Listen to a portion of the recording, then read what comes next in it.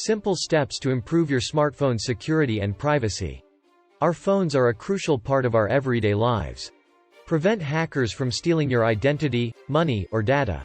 Digital cleanup: delete unused apps, files. Enable two-factor authentication on iPhone. Settings may vary depending on your Android phone's manufacturer. It will then ask you to verify it's you by providing an email to send a verification email. Then toggle on Enable Spam Protection. Your service provider may also offer an app to prevent scam calls and messages. Block unwanted spam emails. Securing your smartphone is necessary to guard your personal information from cyber threats. Welcome to Visme EdTech Tips. Make sure to subscribe to our channel. Welcome to Visme EdTech Tips. Make sure to subscribe to our channel. Welcome to Visme EdTech Tips. Make sure to subscribe to our channel.